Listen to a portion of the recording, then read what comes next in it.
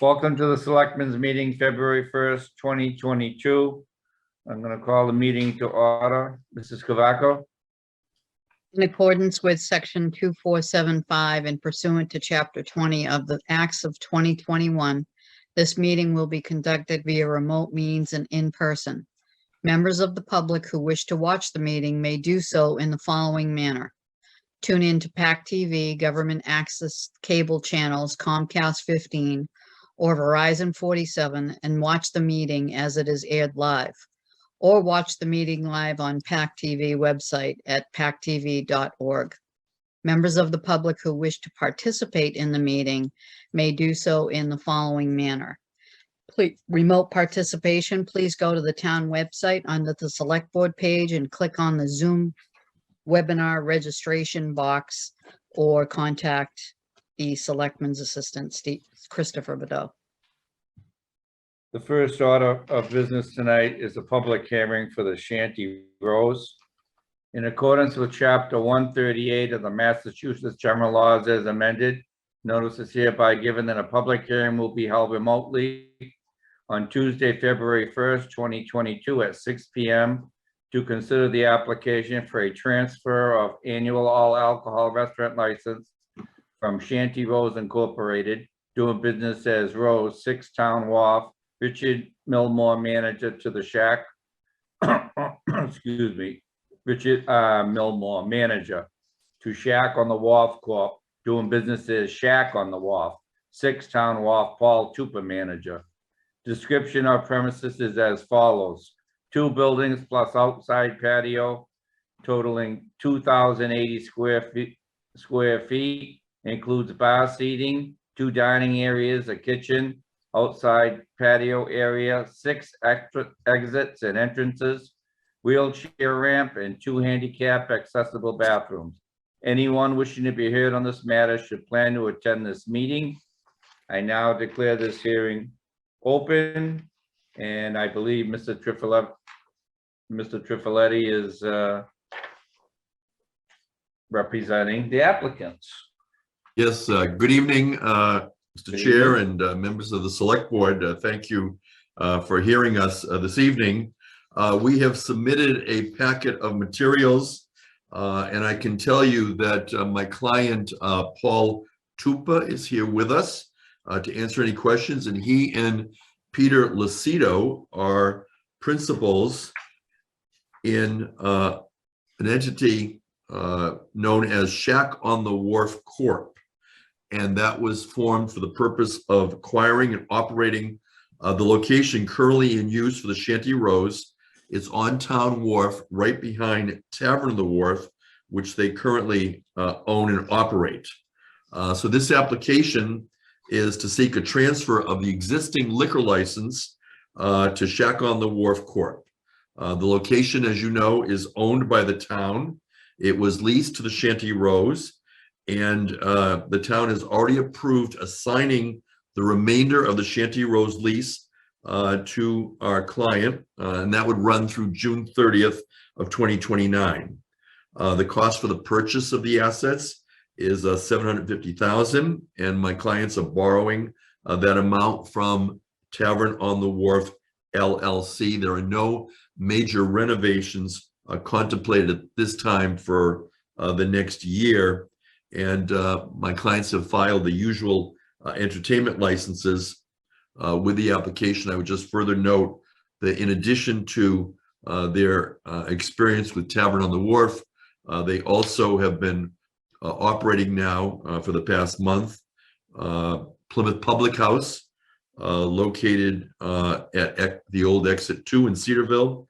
And my understanding is that they have complied in all of their restaurants with all the requirements of the town of Plymouth, not aware of any complaints, and we ask for a favorable approval on this request.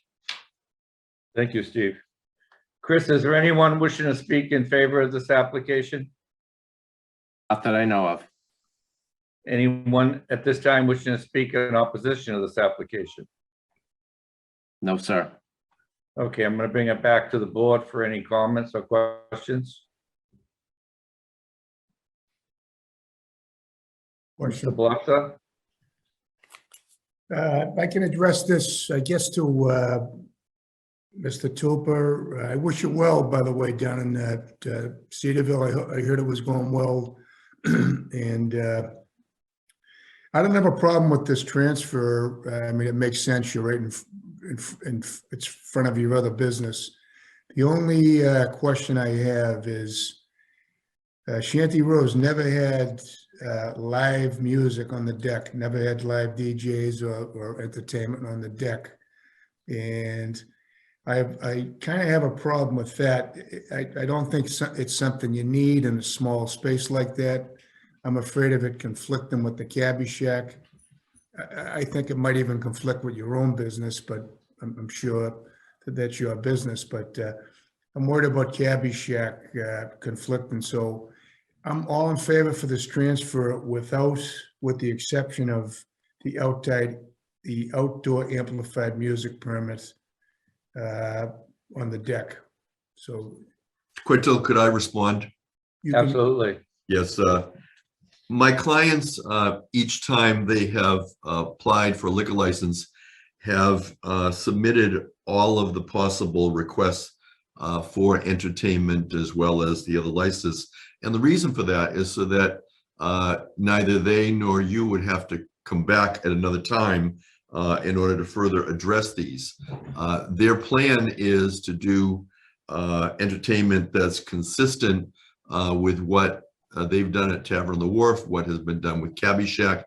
And in fact, there has been entertainment at Shanty Rose. And for that, further comments, I would like to go to my client, Paul Tupa, with the chair's permission. Thank you. Absolutely.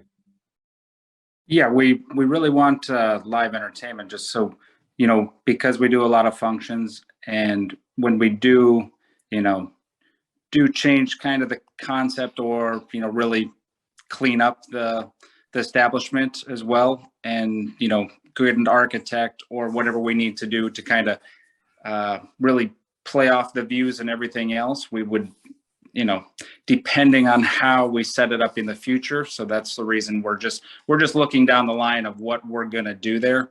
Obviously, it's such a small space now. Outdoor amplified music, we wouldn't really have unless it was a function, and it would be basically a guitar person or something like that with just a speaker, because obviously taking up seating right now is in these conditions, for especially for outside seating, anything like that would be difficult and not. But for future reference of having a function or you know, changing the plans or, you know, changing some things inside the building, just to enhance and invite more people in. That's really the reason of entertainment. And if you're saying that, you know, I understand what you're saying. We don't want to conflict. Obviously, we don't want to conflict with the tavern or Cabbie Shack with their music, but we also want to compete with Cabbie Shack and Tavern and everybody else on the waterfront as well. So if we're not having music and everybody else is around us, it kind of, you know, draws less attention to us, and everybody else they're going to go somewhere else. So but we just, for future reference, so we don't come back and say, okay, we have a function that just wanted to book 5 days out, and then we have to go to the race to the town to try to get a permit for, you know, just a jazz musician that's going to play outside, and so on and so forth. They were just looking for the future more than anything. Mr. Chair, if I might just add, one thing I did forget earlier was that although I said there were no major renovations planned during the first year, there may be major renovations in the future, but most importantly, my clients intend to go in and do a major cleanup of the existing facility, because there's a lot of deferred maintenance and it's in great need of a lot of cleanup. Okay, thank you. can I respond to that? I'm very familiar with the shanty. Rick's a good friend of mine, and I go in there, and it's too small a place, and I don't know what kind of functions you think. I don't know what you anticipate right now as is you're going to do for functions outside, but if you have a DJ out there, and I'm pretty familiar with the bar, restaurant business, club business. if you get the wrong crowd out there with a DJ out there on the wharf, directly right out there on the wharf, who knows what's going to be played out there? You have no control of DJs. I mean, you don't know what's going to happen out there. So as of right now, I would be against this outside amplified music permit. If you come back later and you do some renovations and it looks suitable for what you're saying as a function place, then I could reconsider it at that point. But tonight, I'm not, I would vote no on the amplified music outside. Harry? I too, but for different reasons, have issues around the Sunday entertainment and the outdoor amplified music permit. When the Shanty Rose was given the nod to expand into the town-owned property next door, this was several years ago. I wasn't on the Board of Selectmen, but I was on the FinCom, and I distinctly remember that the reason that the owners of Shanty Rose gave for the expansion was that they wanted to create a family restaurant. That was the reasoning at the time. In my mind, it remains the reasoning that carries through the lease that they are transferring to the new owners. And I question, and Mr. Trifletti, Mr. Tupa, please feel free to respond. I question how Sunday entertainment and an outdoor amplified music permit fit into the original statement from the original owners of the lease, that this is a family restaurant. Have you ever been to Tavern on the Wharf? Or, I mean, that's or Public House. I mean, that's what we really base on. I mean, I'm a father of 3 little kids, so I only want to. That's the only establishments we want. Peter, my partner, has 3 little ones, and I mean by little, I mean mine are 5, 4, and 1, and his are 10, 8, and 7. So we are definitely going for the family atmosphere. We do bigger size tables to invite those families in, to invite the tourists in, to invite everybody, that's in the area. We're not looking for a DJ. We're not looking for nightlife. We're definitely, an establishment that is going for, a family fun time. We do brunches. We do Santa brunch for the kids. We do Easter brunch, have the Easter bunny. I mean, that's kind of our go-to, our bread and butter, and that's what we're trying to do.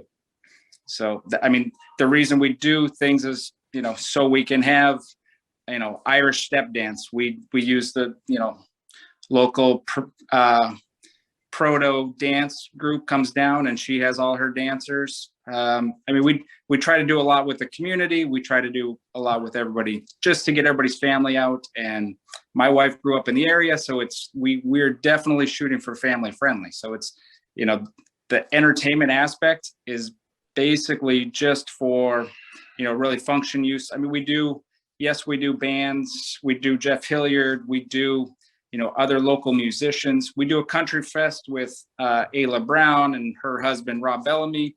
And those are only going from noon till 8 o'clock. We're not trying to do, 1 a.m. parties and stuff like that. That's not what we're looking for.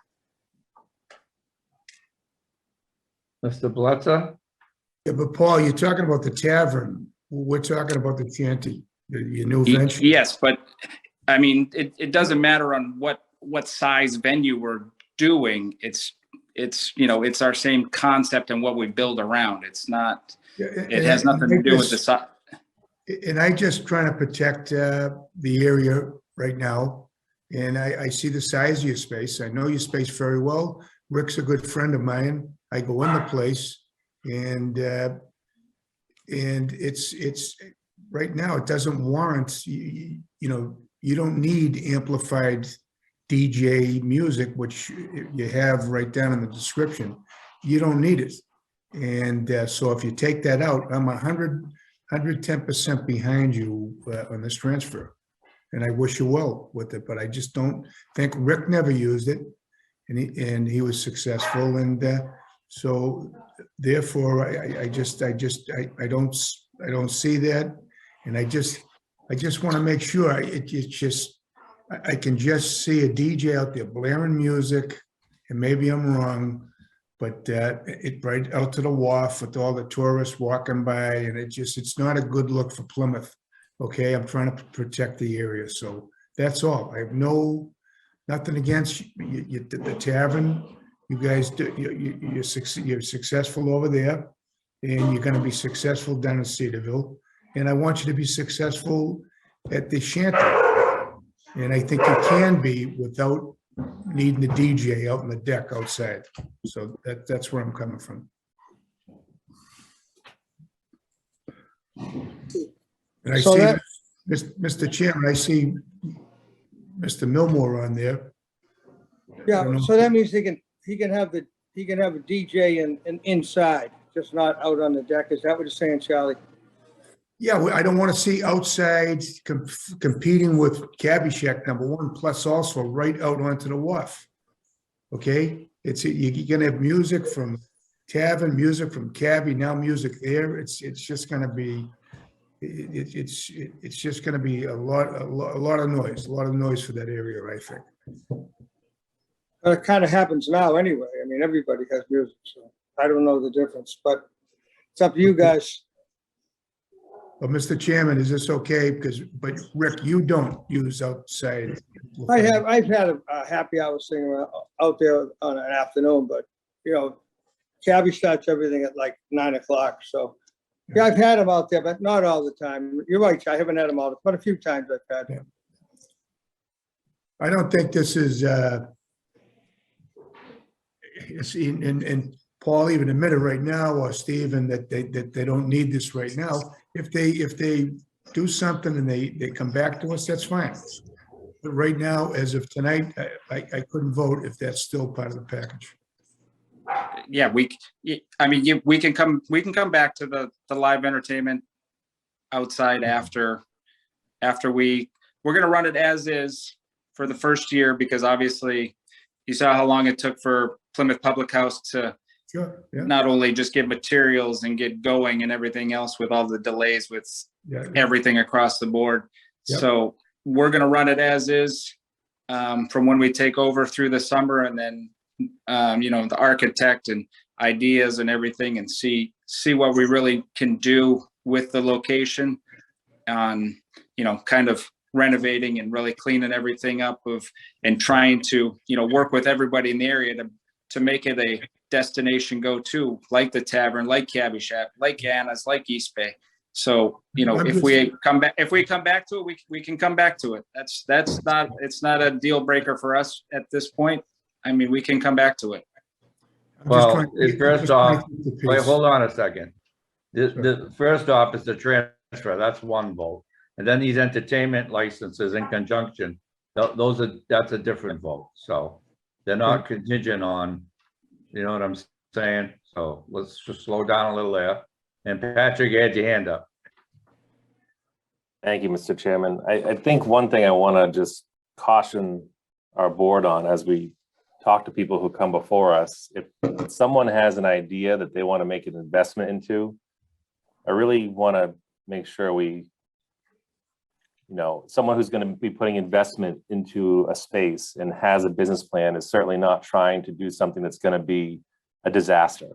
So I think just have a little more kind of that awareness. But if someone is violating the bylaws, we've had comments about sound and different things from different neighbors at different times from the downtown area, then I think we always have the opportunity, if something does become a nuisance, to address it.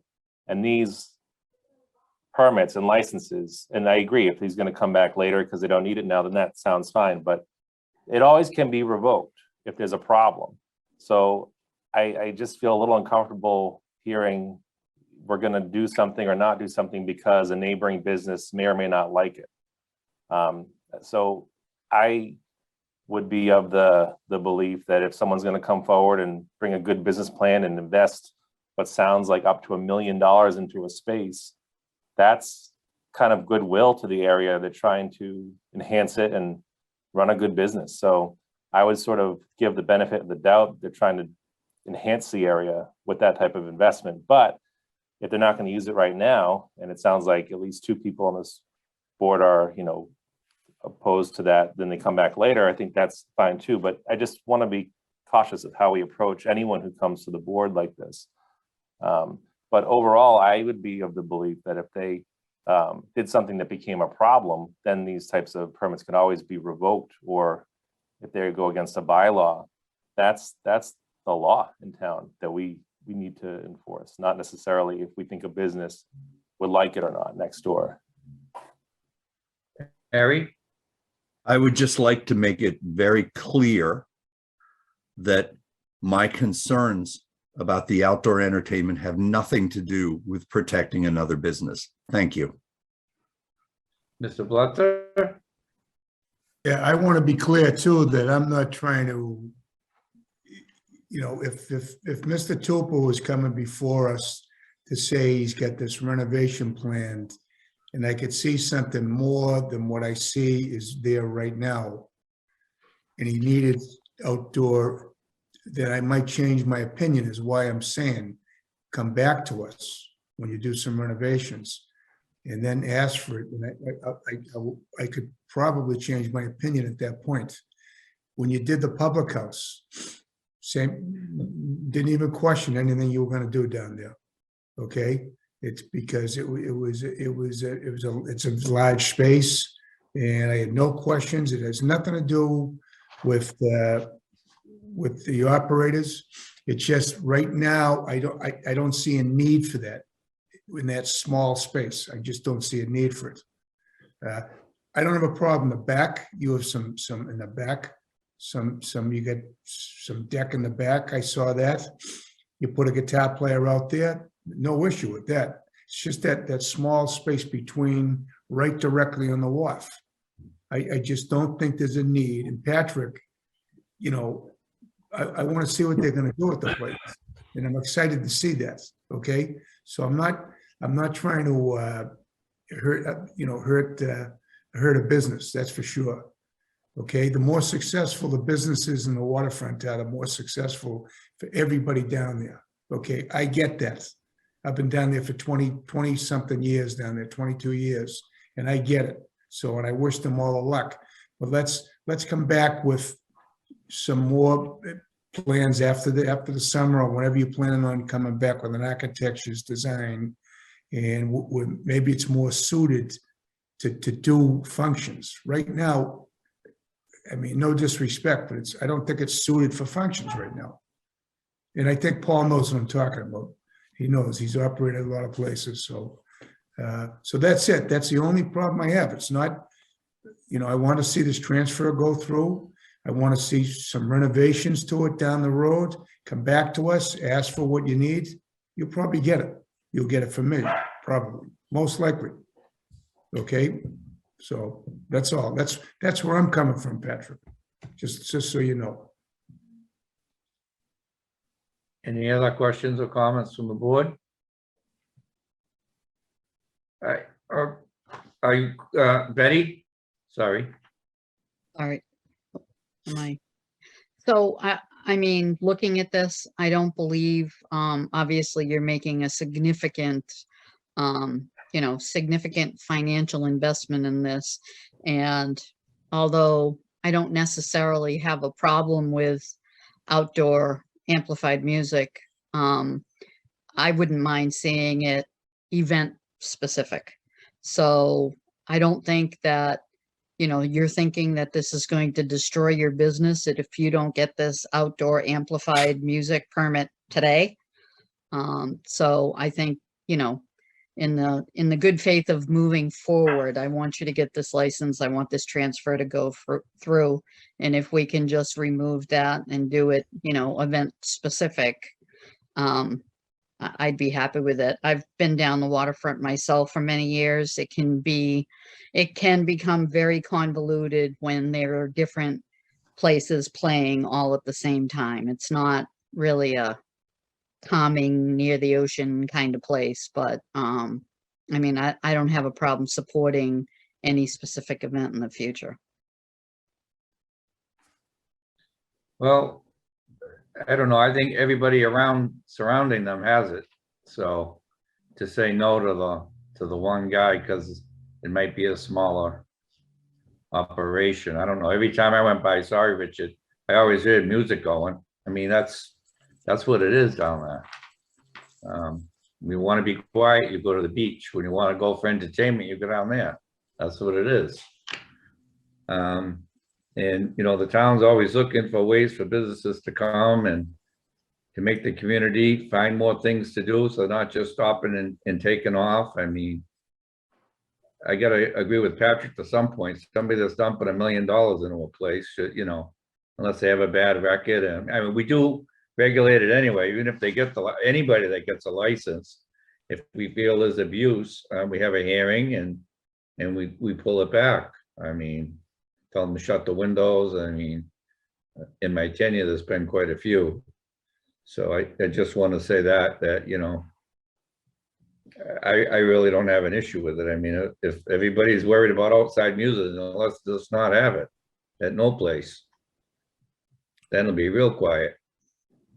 So I just gotta call it like I see it. I mean, if there's somebody standing on that corner saying no, and 10 feet from there's a stage and there's a band playing all outside, I mean, you know, that's just as noisy, if not noisier. I'm not here to put one against the other, but I'm just saying what's good for one is good for the other unless there's a problem.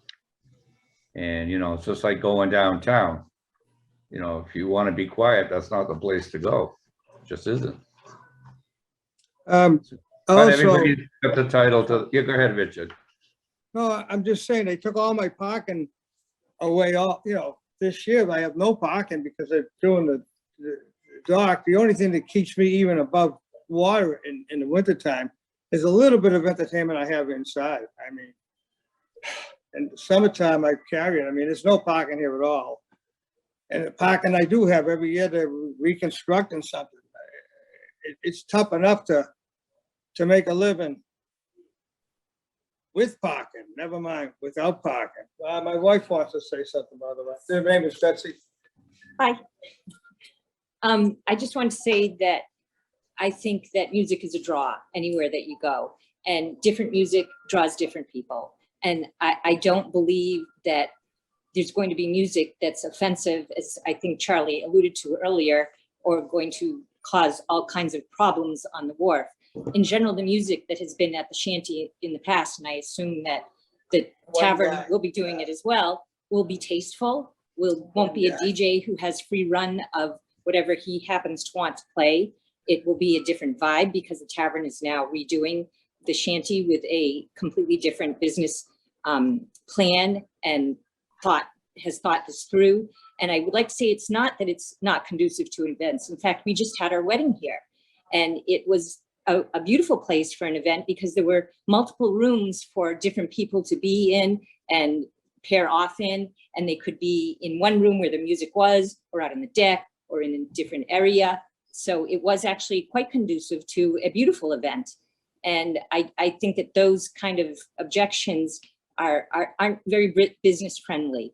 They have put a lot of thought into this. They're putting a lot of money and time into this.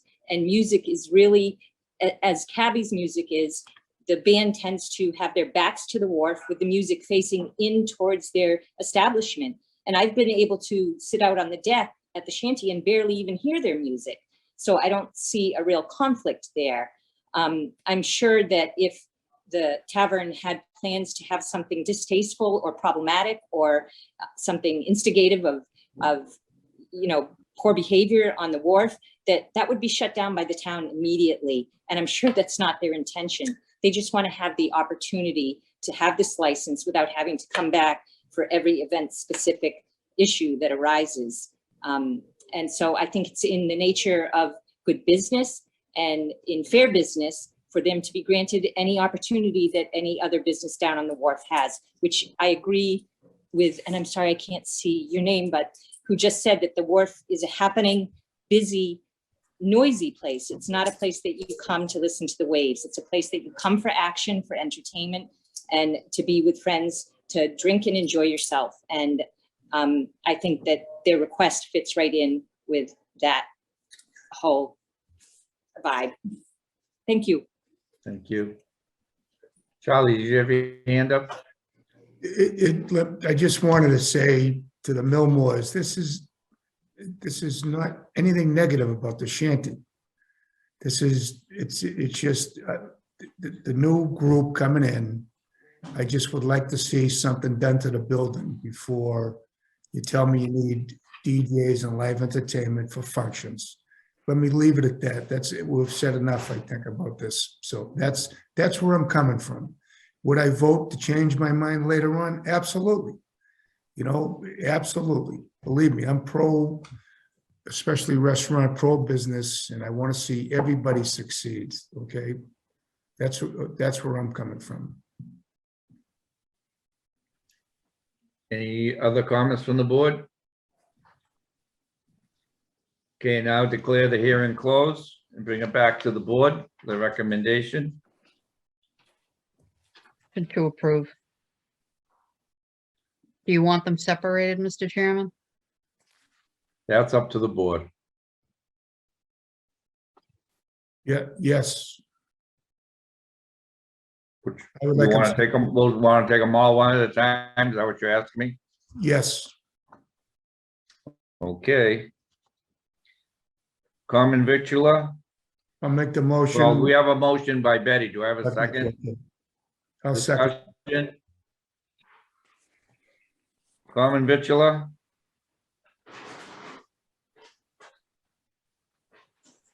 You Yes. voting? Oh, Yes. a vote, yeah. Oh, the Yes, vote. Jimmy. Put your hands up. Thank you. Unanimous. Comprehensive Entertainment Group 1, 2, 3, radio, TV, dancing live.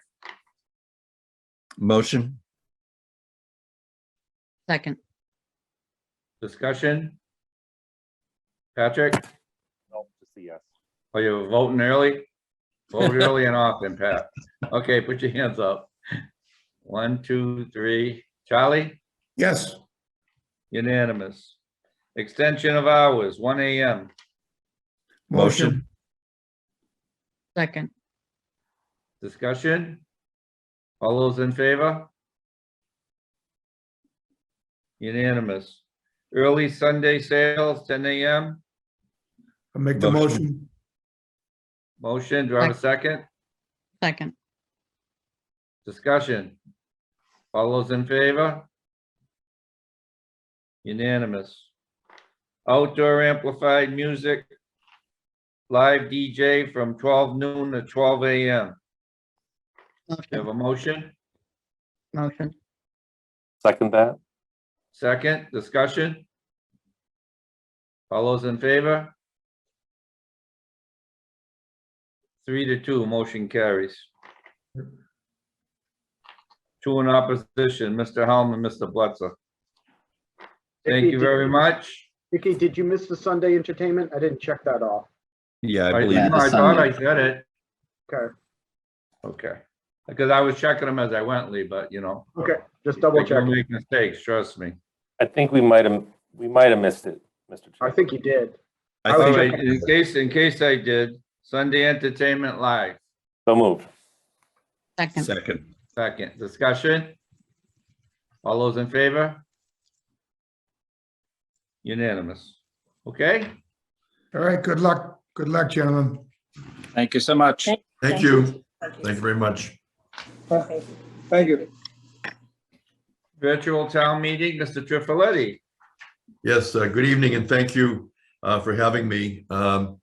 As we all know, we've been in a surge with the COVID-19 Omicron virus, which has resulted in more remote participation.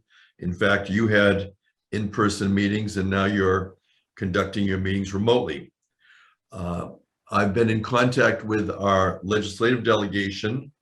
They have supported legislation to extend the former legislation for remote participation that expires on April 1. Our town meeting is scheduled for April 2. 2 weeks ago, the House passed a bill. Last week, Senate Bill number 2622 allows for the conduct of representative town meetings by remote means in response to the pandemic, and it's expected the governor will sign it. Town meeting is now less than 2 months away. We're busy planning for town meeting, and so it's time now to make some decisions. I've held off as long as possible, hoping things would get better, but at this point, given the action of the legislature, I'm asking that the select board also approve the request that we may be able to have a virtual town meeting. Again, the process is that ultimately the town meeting members would have to vote at the first session as to whether they want to proceed with remote participation. I would observe that at our prior meetings by remote participation, we've had the highest attendance, we've had the highest number of people voting. Town meeting members have learned how to navigate both the Zoom video conferencing as well as the OTI V-Voter. We've brought in people on a panel. Some of you have spoken at the virtual town meeting, and we've also brought in residents, which is provided under the statute. Last week, I met with the Board of Health. The Board of Health voted unanimously to support a virtual town meeting rather than an in-person meeting. And unlike all the other boards and committees in the town, at town meeting, we can expect up to 135 town meeting members, as well as other people supporting town meeting. The Finance Committee has asked to be fully credentialed for the virtual town meeting. There's 15 of them. There's 5 of you, and I could go on, but given the numbers and given the ongoing pandemic, it's my view that in listening to the science and the medical people and our Board of Health, people with disabilities, it seems that it's appropriate once again to make this request, and I hope that you will approve it such that we can move forward with the planning and let the town meeting members decide if they wish to proceed with remote participation. Thank you. Any questions for Mr. Trifiletti? Seeing none, do I have a motion? Motion? Motion to approve. Second that? Second, discussion? All those in favor? Charlie, you were opposed? Yes. Harry, you're opposed? Yes. 2 in opposition and 3 in favor. Thank you. Yep, thank you. Town meeting articles, 19, Route 80 sidewalks.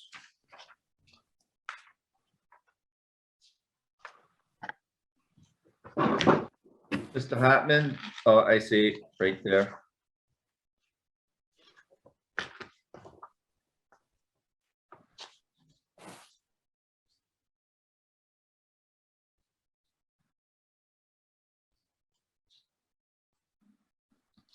Lee, can you give us a little background to how we got to this and what they've done, just so the board's got a rough idea? I know there's some coverage here, that's some background. So this is a petitioned article. Because of the size and the amount, we go through the capital process and we run it through just like the articles that various departments have done. So this is a petitioned article. It's seeking $1.5 million to do sidewalks on Route 80, Plimpton, on Plimpton Road in the vicinity of West School. When it went through capital, it ranked 47 out of, I don't know what the total number is, but it ranked 47 out of the capital. So I would say that that's fairly low. Looking at, there's a 49, so it's one of 50, 51, 52. So it's 47 out of 52 articles. And what we would recommend is if town meeting does choose to fund this, it would have to be through borrowing. Mrs. Cavaco? Can we use ARPA funds for that? Where it's infrastructure? I can check. I mean, it's the opera issue. No, we can check. Any other questions? Lee, I guess I have a question that's, and maybe you can help answer it. I've always wondered how, whether it's West Plymouth along Route 80 or the other side, Carver Road, how developments get approved without sidewalks. I mean, and it comes down to the residents having to go to town meeting and place it with the tax. It's almost too bad we couldn't have some sort of bylaw or whatever I'm trying to say here is, you develop the land, you're responsible to put a sidewalk in front of the piece of land, because all too often, even in the park that I am in, and it's a beautiful park, but when the park is done and people move on, there's no sidewalks. I mean, and now the taxpayers going back and picking up the tabs on the sidewalks. Yes, so there are a few, Safety. so I'm sorry, go ahead. No, and it's a safety thing. I shouldn't just refer to the money all the time. I mean, it's definitely a safety thing. We got an elementary school at the other end of the park, and it just keeps getting built on, and there's no sidewalks. So the big issue, and especially West Plymouth is kind of the poster child for it, for whatever reason, in the 70s and 80s, when you look at all of those subdivisions that were built, and many of them, even inside the subdivisions, don't have sidewalks. So for whatever reason, there was not a major look at sidewalks in the 70s and 80s as we saw West Plymouth develop. So certainly when projects come in, sidewalks off-site are a major discussion. The Stonebridge one, for example, they're required to give, I believe it's $15,000 for off-site sidewalks that can be used somewhere on Carver Road. When we did the Market Basket project, they were required to put sidewalks in on both along their entire frontage on that project. So as different projects come in, we certainly are always looking at their ability to put sidewalks in. It gets a little more complicated because on Route 80, it's a state road under state mass highway jurisdiction. Carver Road gets a little funny because in some places we don't have a layout for the road to actually put a sidewalk on the side. Sometimes when you look and say, and we had a lot of discussions on the Market Basket one, how do you do that? Because maybe there's a steep slope and you would have to get some kind of easement from an abutter to actually put the sidewalk in because of the slope, or even a temporary easement to construct it. So there are a lot of different things that come in that it's just not as simple as putting a sidewalk in. We have ADA compliance that's required too. But certainly as any new development comes in, and I think the Market Basket is a good example, both the planning board and the zoning board and staff spent a lot of time talking about sidewalks, where they could go, how far we could go, or where they could put it in. So yes, it's something we always talk about, but there's often a challenge, and that could be a legal challenge because we don't have the right of way. It could be a physical challenge because of steep slopes next to it, but it is something that we look at in almost every development when they come in. Thank you, Lee. And I see Mrs. Barber here, right? Correct, ma'am? May I speak? Yes, absolutely. Yeah. I think it sounds like you all have a pretty good handle on what the project is about. It's basically I'm the chair of the West Plymouth Steering Committee, and we submitted this petitioner's article because we were very concerned about the traffic. And the essence of it is that it's one ADA compliant sidewalk, 6 foot with a vertical curbing for 3250 feet or 0.62 of a mile on Plimpton Road from Commerce Way going down to Kristen Way on Route 80. And we would have to work with the State Department of Transportation to be able to go forward with this because it is a state road. And the funding, would be, what we're seeking now is 1.5 million. And the DPW is always searching for funding methods, and they have tried so many things and they're constantly there. So we feel we need to be here before you. In 1999, the Safe School Highway Fund was applied for by Plymouth, but we did not get accepted. once the project was funded, then the engineering department would step in and take a look at which side of the road the sidewalk would go on. So right now, we're only talking about from Commerce Way along Route 80 down to Kristen Road. And as you probably all know, this was a proposal that was submitted 2 years ago by the DPW. And that was for sidewalks, the full length from Samoset all the way down to the Kingston line. This is not what we're proposing. We've scaled it way back just to the most intense area. And we did get favorable vote at that meeting, however, not the 2/3 vote, which we very much wanted. And I think the two maps that I sent along to you folks, I wanted you to see the scope of the impact area. It's all the way from the intersection from Samoset to Carver Road to Route 80, and all the way down Commerce Way, Industrial Way, the Colony Place. We're talking about a huge area with dramatic flows in this particular area. And so therefore, it is very, very dangerous spot. If you looked at the second map, the closer version of it, you can see how many people are separated because they cannot get close to each other because the roadways are not safe. We have major subdivisions. We have two over 55 projects. So that's a really large amount of area that needs to be connected. So the two main reasons for the need that I've highlighted, but first of all, there are no sidewalks in the front of the West Elementary School along Route 80. Children cannot commute to school, nor can they go there for after-school activities. The roadway simply is not safe for pedestrians nor bicycles. The neighborhoods are not connected through a sidewalk system, and that discourages interaction. It creates isolation and limits those that have handicaps.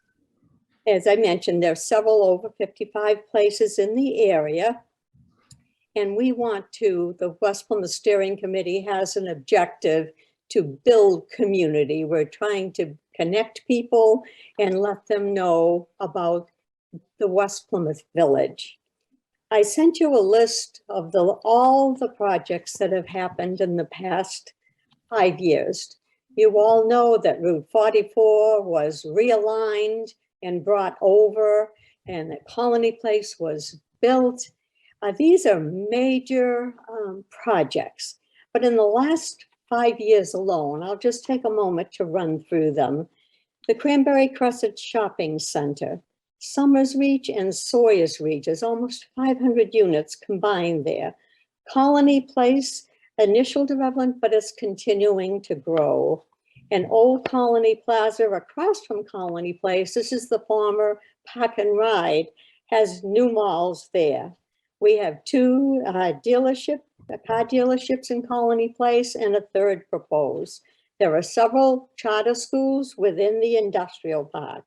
There are two new hotels in the Colony Place, and a third is in the planning stage. There are 3 marijuana retail stores within the industrial park. We have Carver Reach on Carver Road, 56 low and moderate income housing project. And we have the development of Stonegate subdivision further down Carver Street. The walk of the 320 units for low and moderate income housing is in the process. And how are those children going to get to school? We have Plymouth Village that continues to develop. We have the Project Eagle Distribution Center on Prestige Way. That's not far away. We have a Park and Ride development, also has a medical office building.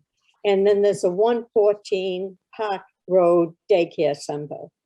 So there are so many projects. And the town has not, in this particular area, promoted balanced development. We have the intense use and we have no transition to the adjacent uses. The other parts of town, downtown, North Plymouth, and Pine Hills, there's a transition, there's heavy activity, but it's planned for. There's a way for people to exist and to enjoy these. We all like developments that bring taxes and jobs. Those are wonderful things, but we have to be sensitive to the people who live there, and that is our great concern. So we hope you will look favorably on this project and recognize that part of good planning means planning for everything. Thank you. Thank you. Any questions or comments from board members? Betty? One of the things I would like to find out, and for the town manager, is if these can be covered under ARPA funds or the new infrastructure bill that was passed. And then the second one, I'd like to check with our new grant writer and see what possibilities that there may be for this, because I believe we heard about these sidewalks from when Mr. Helm and I were on FinCom, 6 years ago. So I think this has been going on for a long time, and I absolutely agree that there should be sidewalks in front of the school. So if we could get those answers to the board as soon as possible. Yes, definitely. We did apply a couple times to what's called the Safe Routes to Schools program, but we were not successful with those grants. Maybe the third time's a charm. Mr. Valetta? Yeah, I agree with Betty. We have to fix this, and it should have been fixed through development, and but we have to stop this. So we have to figure out a way to fix this without putting on the taxpayers. So hopefully we can get that done, and then we can keep an eye on all further development that they need to help out with our infrastructure. So this doesn't happen again like this. So anyway, thanks. Mrs. Barber, did you want to say something else? Or? Yes, JB is supposed to be here. I'm not sure if he's accessible, but we did talk about the federal funding that is becoming available. And we spoke about that, and I have a note from him that I can read. If he's here, he can speak up for himself. But this is from JB, and I had asked about the federal funding's availability. I agree that there will most likely be future grants, but we cannot gauge when and what purposes and/or restrictions they may have. Mass works may be viable, but there needs to be strong housing and economic component for consideration of these grants, and that they're not announced until fall. So what he's saying is that they're not well defined at this point, but it appears as if the limitations may not make this project a good candidate for this funding. The state representative is looking into the matter. She's checking out to see if there seems to be anything that would fit. So we will wait to hear from that. We're supposed to get back on Friday to us. So that would be something that we could look at. But as I say, it looks, from what we know so far, it looks like the restrictions may not put us in a favorable light. Okay. Mr. Patrick? So I guess just a part of the process with how this goes forward, I know the town meeting warrant, the funding source is kind of a part of it, of each article. Is if we vote favorably on this, and it's borrowing that is the source of funding, that would still be a 2/3 supermajority vote.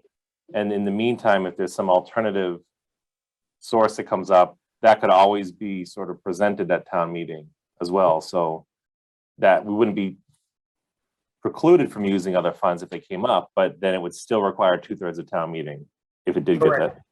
Correct. And even if you had a borrowing for 1.5 million and then we went and after town meeting voted it, we identified a source. Town meeting just gives you an up to. You don't have to spend the 1.5. So even if we had the 1.5 and then in August, we found a funding source to offset that, we could always offset that.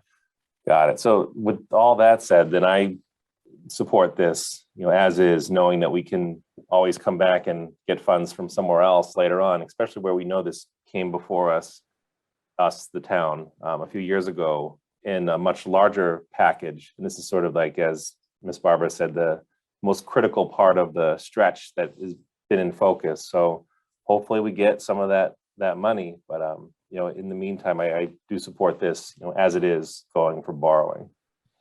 Thank you. Mrs. Barber, if I may ask you a question, if it was to make it the town meeting floor and just say for a conversation, just like Patrick just had with you, it didn't get any grants or it didn't make muster with that. And somebody at town meeting was maybe do half this year, and I'm just throwing it out there, maybe half next year. Would you be okay with that? I mean, a piece of the pie if there wasn't enough money per se to, or they weren't willing to borrow the whole amount right now? Or did you want to stick with the 1.5?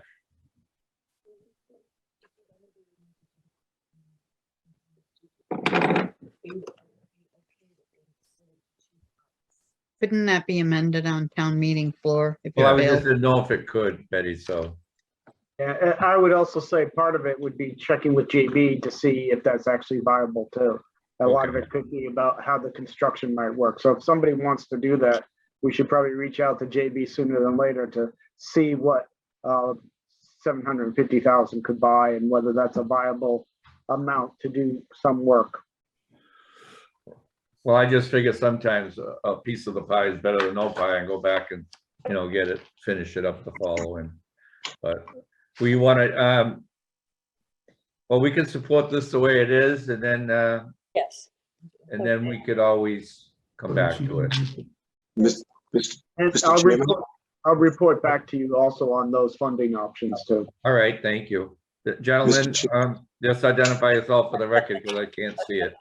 Yeah. Hi, good evening. My name is The 1.5 million is, we've been to capital expenditures and we've been to the finance committee, and we got a unanimous endorsement by the finance Okay. committee. And this was discussed, and the Department of Public Works said that the 1.5 million was a conservative number, and that they felt very comfortable with that, that they felt that they could very, very well live within that. Okay, thank you. Sir, did you want to speak up? Just identify yourself for the record, because. Yes, Mr. Chairman, my name is Al Gennaro. I live at 46 Sunflower Way. I was recently appointed to town meeting in a recent vacancy, and I would like to thank the Precinct 12 caucus for that. I was in my previous town, I served at town meeting for 30 years. I was also the chairman of our sidewalk committee for many years, and we dealt with these issues. Not only are they sidewalk issues, but really they're ADA issues. And I'm well aware of Plymouth having a lot of old country roads, and you're beginning to come into that suburban look. And I know that funds are limited. We went through the same thing in Saugus. I know you do have some sort of comprehensive plan. I am supporting this. And like I had said last night at the COPC meeting, and that I think the town needs to be aware of, is that this is a state road. And with that is, I'm sure this road was milled in the last 20 years. Milling of a road triggers automatic installation of sidewalks with ADA ramps. The state knows this. And I dealt with that on Route 1 in Saugus with our cloverleaf and ramps. Recently, Beaver Dam Road was milled, And what we want the state to do, and this could be worked on long-term, is we want them to complete the areas that they need to complete up until their line, so to speak. And eventually in the future, that our community can fill in those gaps. But, you know, again, I'm supporting this, but I would like to see some sort of action with the delegation to get the DOT down here. They met with me many times in Saugus. They installed the ADA ramps. They will do that. They know that there has been court orders, and matter of fact, there's a famous court order of Jerusalem versus the city of Philadelphia 20 years ago, where they were sued by a handicapped person. Now, and it's best that at least we're doing these projects, and I don't even want to say that, God forbid that someone is handicapped, at least we show the courts we're doing something. And this is a good start. So I'm not being critical. I know we're doing the best we can, but I'm just putting that out there as an FYI. This is a good beginning. I think this will uncover much more that we need to do. And again, I support it, and I just urge that if we can afford it, if the board supports it as well. Thank you for your time. Thank you very much, sir. Any other questions or comments from the board? I have one last question for you, Mrs. Barber. The committee of precinct chairs, how did they vote on this? Committee of Precinct chairs, how did they vote on it? They have not voted on this yet. I'm scheduled to be at the February meeting, so we have not been there yet. So it was just finance committee, right? Then that you went Finance through? was unanimous, and we went through capital expenditures, and they they put it down for borrowing, and payment would be through the raising and appropriate for the principal and interest for a period of 15 years. That's what they recommended when they finished their evaluation. Okay. Well, I work in the area, so you have my support because I see the need for it every day. So, any other questions from Betty? Yes, Lee, could you kind of research or speak with council and ask them about the example that Mr. DiNardo had mentioned? So we maybe have a clearer vision on how we can proceed with that. I also support it. I think I supported it several years ago as well, so. Yeah, anything that's going to be done has to be ADA compliant. And certainly if the Mass Highway is looking to do some major renovation work on the road, they might be doing that, but I don't think they have any plans anytime soon to get in there and redo that road. Mr. Helm? Well, I'm in favor of this regardless of whether we get outside funding for it. I think it's a significant need for that area, and their example, the steering committee's examples of the development that has gone on in West Plymouth is pretty eye-opening when you see it down in writing. So I just want to make sure when we do vote, and it has not been motioned and seconded, so I'm assuming we're holding the discussion now before that. I just want to make sure that we are voting yes or no on supporting this, regardless of outside funding or checking on whether the state of Massachusetts through. Is that your motion, Mr. Helm? But sure, that can be my motion. Why don't you give us the perfect motion? Go ahead. Well, I doubt it'll be perfect, but I motioned that I motioned that we support the article as written. Thank you. Do I have a second? Second. Discussion, any more discussion? All those in favor? Unanimous. Thank you for your hard work and good luck. Thank you.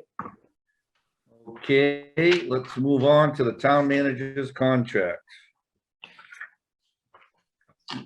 We have come to an agreement.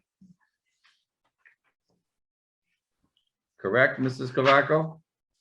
Yes, sir. We have come to an agreement with Mr. Derek Brandisi as appointment of the town manager with a unanimous vote from the Board of Selectmen, or Select Board, I'm sorry. We like to vote it in public? No, Sure. that's not, well, it's not necessary. I think we just. Oh, it's not necessarily? No? Don't believe, somebody remind me, I don't believe that was necessary. I think we were just announcing what has occurred. And at this point, just announcing it in public. Okay. Well, let it be announced then. And we have a press release here. Betty, do you have the press release? Do you want me to read it or? No, I don't have it. Okay. The Plymouth Select Board is pleased to announce an employment contract has been successfully negotiated with Mr. Derek Brandisi as the next town manager. Mr. Brandisi was selected after a nationwide recruitment and selection process. It is expected that Mr. Brandisi will assume the duties of the town manager on March 14th. Mr. Brandisi currently serves as town manager for the town of Upton, where he has been employed since 2017. During his tenure in Upton, Brandisi has led the town's downtown redevelopment effort, re-engineered its financial structure and secured a AA+ bond rating, developed a 21st century public safety model, and focused on environmental initiatives by assisting in acquisition of hundreds of acres of open space. Prior to Mr. Brandisi served as assistant, town manager in Plymouth and was the director of administrative and health for the city of Worcester. Mr. Brandisi is also lieutenant colonel in the New Hampshire Air National Guard. Mr. Brandisi holds a Bachelor of Science from Worcester State College and a Master of Public Administration from Clark University.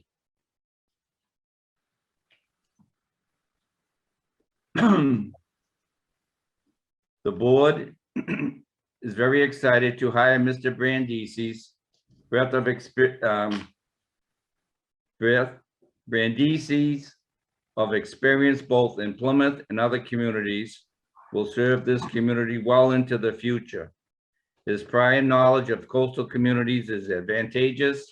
He has a proven track record in local government and values active listening and respectful dialogue. Mr. Brandisi added, I am really looking forward to coming back and working with Plymouth community, select board and town staff in achieving their collective vision. Plymouth is an amazing place and I feel very fortunate to be joining the team. Mr. Brandisi will pay an annual salary of $230,000 and will begin his employment with the town of Plymouth on March 14th, as I said earlier. We wish him all the best. I think he was in town either today or yesterday. Stopping by, he's met with a few of us already. I haven't met with him yet, but I will. Any comments from the board? I know Lee's getting a little excited. I'll leave. So, that being said, we're gonna move on and get this community rolling, I hope. So, no comments, we'll move on to the cemetery. We're gonna have an update on cemetery and crematory, all cemetery operations and what the status of that is right now. But due to the blizzard we had and DPW staff being everywhere, just working 24/7, we're gonna let that go for a week or so until they can catch a breath, and they're still working on clearing out roads and, you know, listing where there's problems, and there's more than just moving snow. There's a lot goes into that. So that being said, Lee, do you have anything for the town manager's report? Just very briefly, wanted to just give a shout out to the town employees, JB and the DPW crew, the police, the fire, emergency management, marine and environmental affairs, and the harbor master. I think they did a great job considering how much snow we had and the challenges they had. It was my first experience of watching how that all works, how it's coordinated, how people work together to make sure that we do the best we can with the roads in tough conditions and make sure people are safe. So again, I'm very proud of the work that I saw occur and the coordination that occurred during an unprecedented snowstorm. That's all I have. Any other comments for the board on the storm or anything?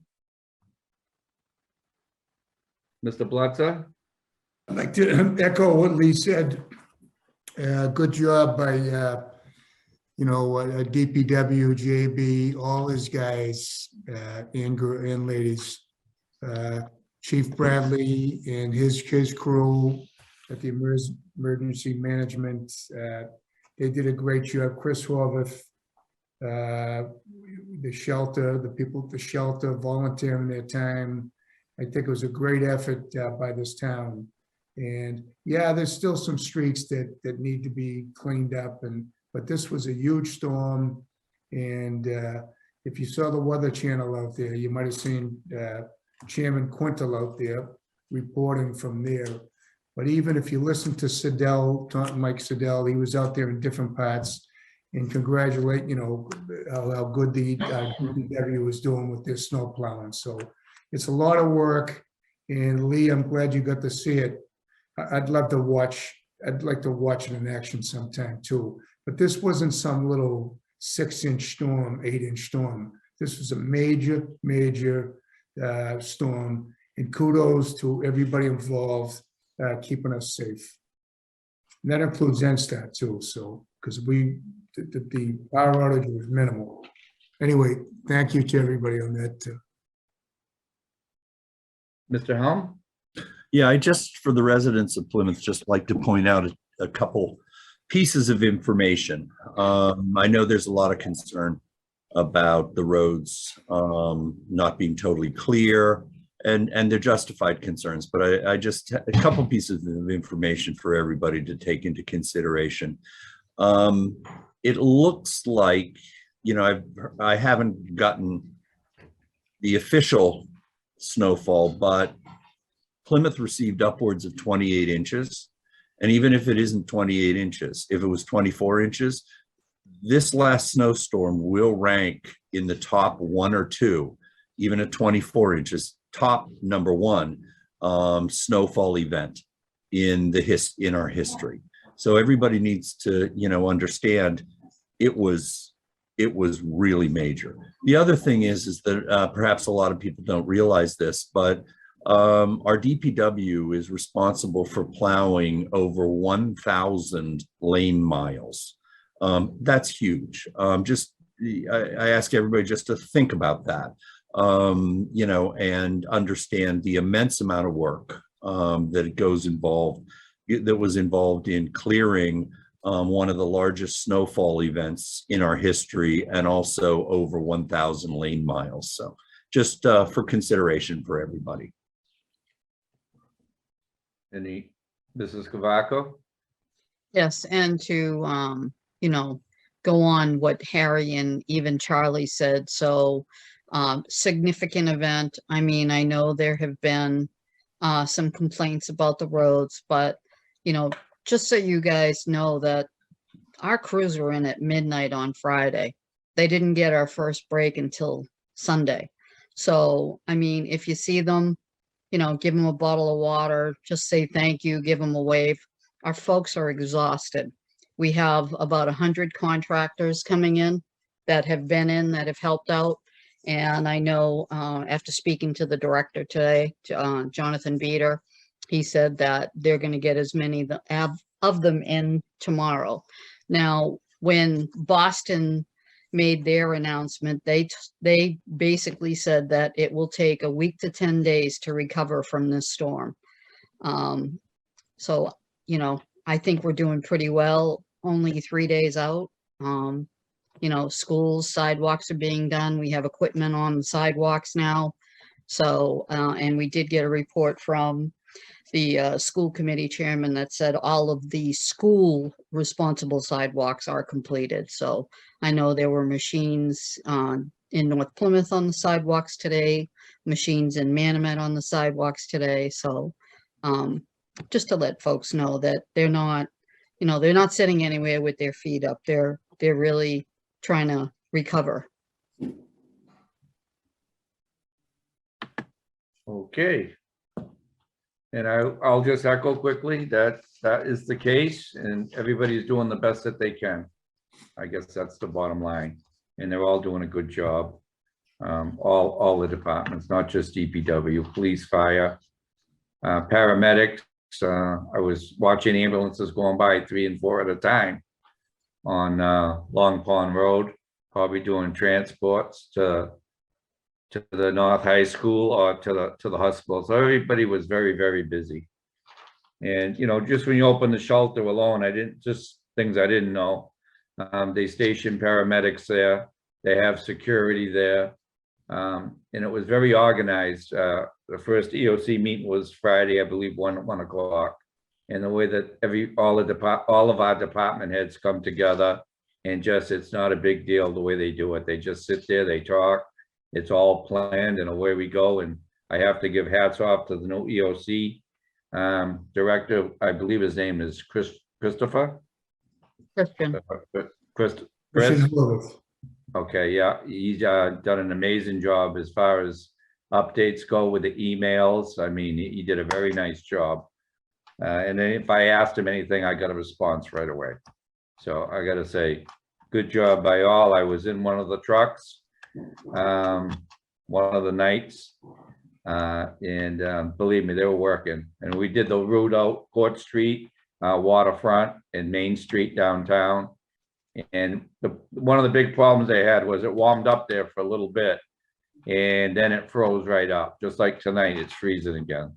So, I mean, you can put chemicals down all day long, but after a certain temperature, they don't work.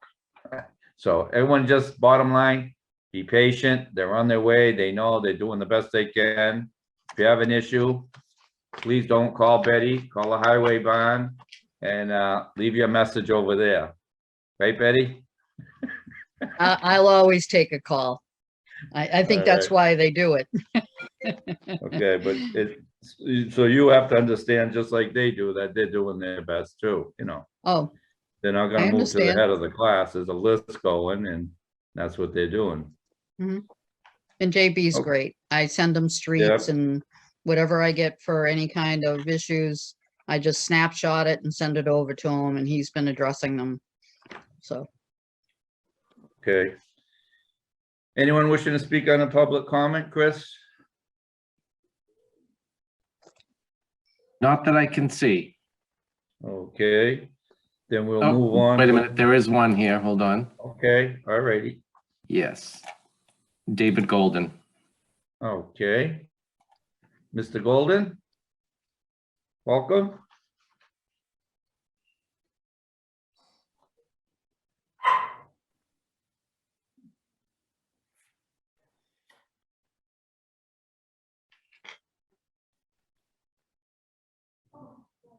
Can you hear me? Yes. Thank you, Mr. Chair and members of the board, for allowing me to come here to speak tonight. I come before you to speak about the upcoming Springtown meeting. On Wednesday, January 26th, our esteemed town moderator appeared before the Board of Health to request their support in moving forward with a virtual town meeting, the 5th since the pandemic's onset. For anyone who moved to Plymouth since March of 2020, our government's most important actors, the members of this board and town meeting, have met virtually. Our citizens have thus been unable to show up in person and in full cohort to petition our government for more than 2 years. That runs contrary to our belief system, particularly here in New England, where self-determination and democratic participation are the cornerstones of our public life. I commend Moderator Trifoletti for attempting to address this matter by announcing how many people are in line for public comment during our town meeting sessions. However, it simply cannot compare to the impression that a group of passionate and articulate citizens can make on their duly elected representatives. Moreover, the state has not yet approved an extension for the suspension of certain aspects of the open meeting law, making the Board of Health's, the moderators, and sadly now this board's actions premature. Thus, in response to the Board of Health's vote in support of a virtual town meeting, I wrote to Dr. Barry Potvin, chair of the board, to request that he consider hosting weekly meetings through at least town meeting to address the viability of an in-person meeting in addition to the existing and unnecessary mask mandate. I received no response. Let me be clear. I was in full support of the weighty decisions that had to be made in early 2020 in order to keep people safe. Leaders across the Commonwealth and in every industry carried the burden of reimagining our world as a socially distanced and virtual reality in response to Governor Baker's declaration of emergency on March 23rd, 2020. But we have come a long way since Mr. Baker shut down the Commonwealth on that fateful day nearly 2 years ago. I have said before this board and the Board of Health, as I've said before this board and the Board of Health, we have done the hard work. Businesses shuttered in order to stem the rising tide of COVID cases and deaths early in the pandemic. Citizens masked up to protect themselves and others, even in the face of empirical data that demonstrates that the most common masks used are not useful in stopping the spread of COVID-19. Massachusetts has displayed one of the highest vaccine acceptance rates in our nation, with 76.4% of the state fully vaccinated and 98.4% of the population at least partially vaccinated. We rank among the top 5 states in vaccination rates. Countywide, our case count is plummeting from the peak of the Omicron variant's rise. Deaths in our town are stagnant. Why then are we making decisions based on old information? Day after day, public health experts across the country are concluding that COVID is effectively endemic in our society at this point, and that we should prepare to move to lift all mandates. This includes Brown University's School of Public Health Dean, Dr. Ashisa Jaha, in a recent Boston Globe article. Closer to home, our own offices of Executive Education and Health and Human Services just this past Friday co-authored a letter to college and university presidents in the Commonwealth, urging them to begin relaxing COVID protocols in an effort to ease the mental health toll that the pandemic has had on our students.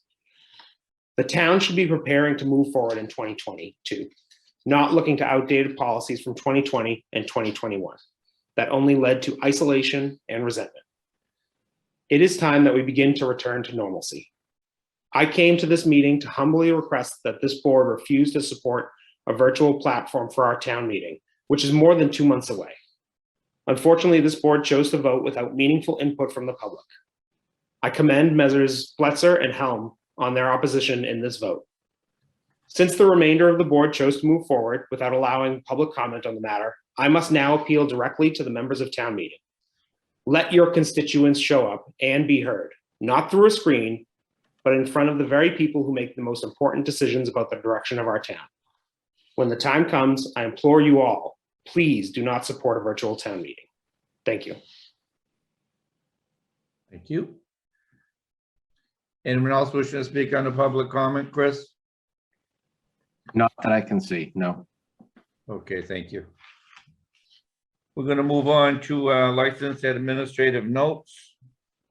Plymouth Project Arts amplified music commit for concerts from 6:30 p.m. to 9:30 p.m. at the DCR Park. And the date is June 29th, July 6th, 13th, 20th, 27th, August 3rd, 10th, 17, 24, and 31, 2022. Motion. So moved. Second? All those in favor? Unanimous. South Shore Race Management is requesting amplified music in front of the Lobster Hut on 2/19/22 from 8:30 a.m. to 10:30 a.m. for a DJ. Second? Second. Discussion? All those in favor? Unanimous. South Shore Race Management is requesting amplified music permit for Stevens Field on July 4th from 7 a.m. to 9:30 a.m. for a DJ. So moved. Second. Discussion? All those in favor? Unanimous. South Shore Race Management is requesting amplified music permit on 3/27/10/2 from 8:30 to 10:30 a.m. for a DJ. That's on Resnick Road, unit number 23. Motion. Second. Discussion? All those in favor? Unanimous. South Shore Race Management is requesting an amplified music permit for a race at the DCR Memorial State Park Water Street for a DJ on 3/19 from 10 a.m. to 12 noon, 9/10/22 from 8 a.m. to 1 p.m., and 11/24/22 from 6:30 a.m. to 9 a.m. Motion. Second. Second, Discussion? All those in favor? Unanimous.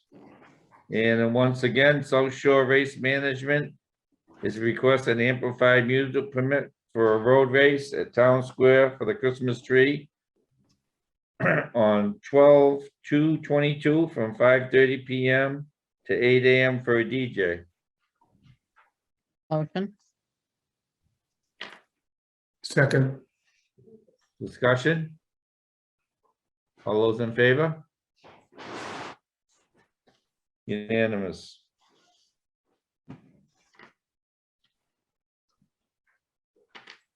I believe that's it for those. Any questions on the administrative notes?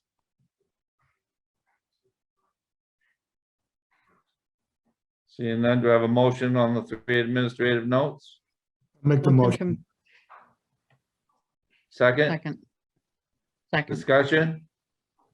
All those in favor? Unanimous. Committee liaison updates? Designee updates? Old business? Letters? New business? Mrs. Cavaco? Yes, new business, please. I had spoken to a couple people and Mr. Beater as one of them and our new town manager that is coming in.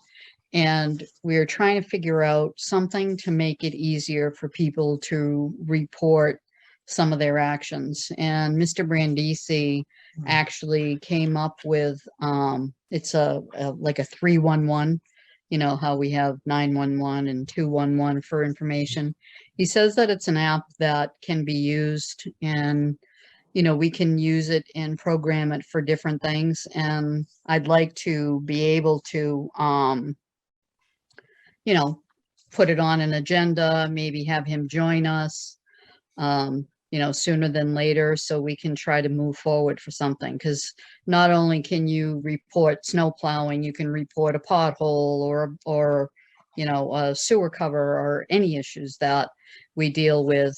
And he was explaining to me that it automatically tracks it and tracks the progress of it. And I know we had discussed something like that previously, but I don't think it was an actual app.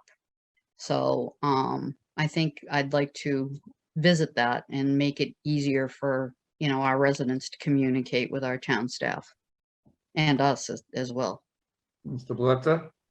I just got one question. Does 311 go to your phone or? Does, No, doesn't go to my phone. It goes to. I'm being humorous.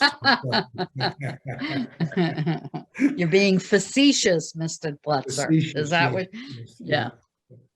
Well, right now, we do have a phone number with an extension for them. So I Right. think we wait till the town manager comes on, put it as a docket item and listen from JB, the new town manager, and roll it out that way. And everybody Right. can ask our questions and Yeah. so on. That's what I was asking. That's what you're preferring? Okay. Yeah, Mr. Chairman. Yes, One sir. of the biggest things we hear is communication. So that would be good communication for Right. us. Yeah, we should look. Absolutely. I'm just saying we should wait till he's on board Yep. and we have a public discussion. That way people want to call in. If Mhm. anyone wants to make, you know, comments, they Yep. can make them during the meeting. That sounds exciting though. So, anything else? Okay, I guess I'll wait in a motion to adjourn. Motion to adjourn. Thank you Second. very much for watching. We'll see you all next week. And have a good night and be safe and patient.